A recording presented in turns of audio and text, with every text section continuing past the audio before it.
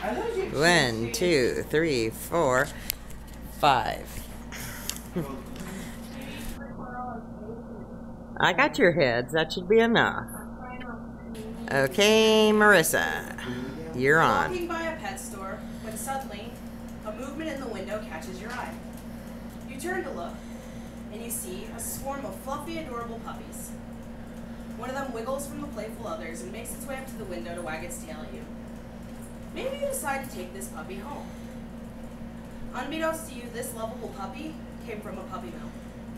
Now, puppy mills might sound like a dream factory full of fluffy and adorable baby animals, but this illusion is far from the truth.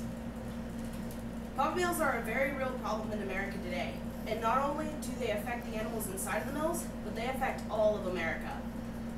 By the end of this speech, you will know what puppy mills are and how they affect us, what's already being done for puppy mills, and what we can do to help as citizens. Now, first you're probably wondering, what are puppy mills?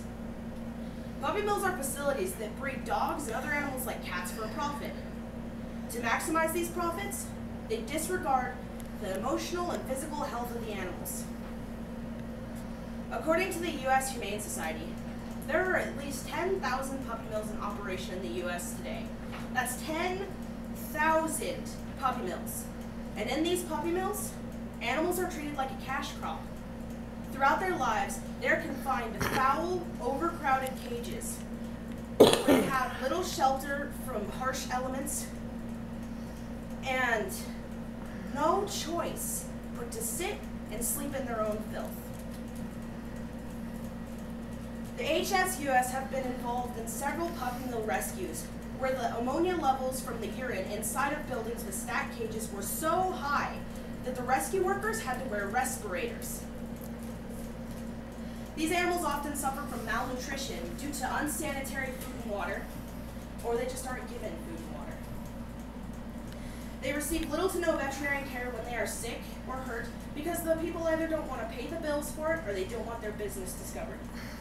And these animals, the adult ones, are bred multiple times, often without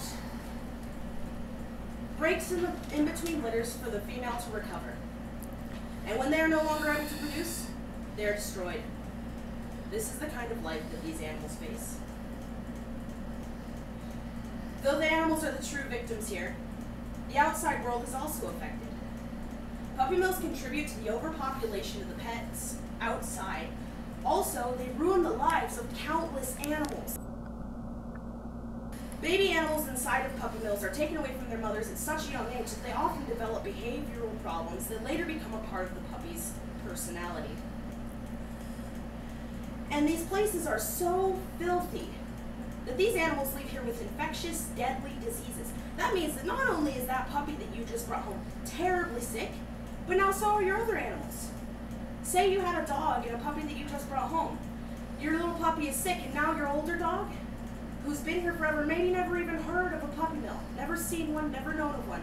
Now it could die because of one. Puppies from pet shops are often from puppy mills. In fact, here's a quote from the U.S. Humane Society on puppy mills. It doesn't matter where pet stores say puppies come from, they're almost always from a puppy mill. You see, puppy mills use brokers and middlemen to get their merchandise into pet stores. This means that they can come up to a pet store and say, hey, my dog just gave birth to a bunch of puppies. Can you take them and sell them for me? The pet store has no idea that these animals are not from a reputable source. Animals in puppy mills are sold as young as 8 weeks old, and their lineage records can be faked. That means it doesn't matter if your puppy has records or is papered. Many animals in puppy mills who are bred are purebreds or pedigrees. Other ways that these people move their merchandise is through flea markets, swap meets, the internet, and news articles. You may be wondering, if none of these sources are okay for me to buy from, where do I buy my pets? The simple and honest answer is you have to do some research or adopt from a local shelter.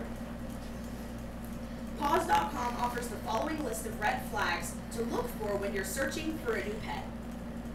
The first one is if the person breeding the animals has many types of purebreds or hybrid breeds for sale at less than 6 weeks old.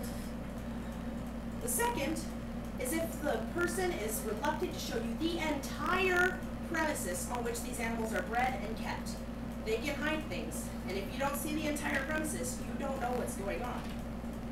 The third thing is if they ask no questions of you.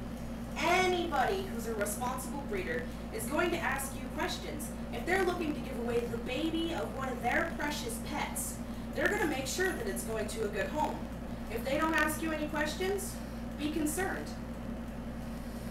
The fourth is if they give no promises for the animal's health.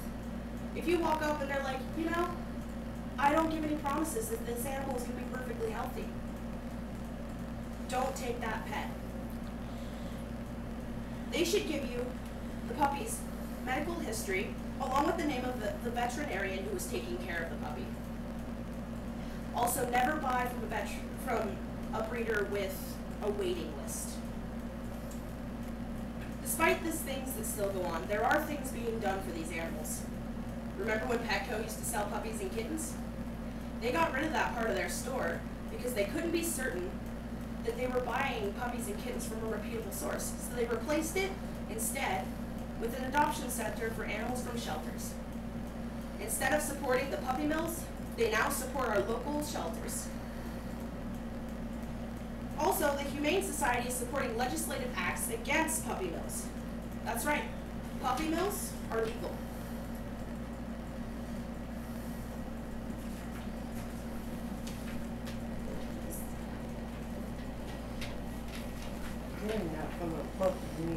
While these puppies are not human, they still matter.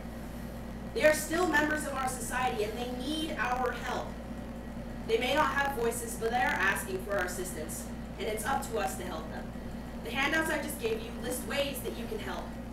Report all strange activity regarding animals to the listed number, maybe donate a little to these shelters, and most importantly, consider adopting a puppy from a shelter the next time you find yourself wanting a new pet. That way, you know where they came from, and you know that we're getting closer to stopping the business that is puppy mills. Very good.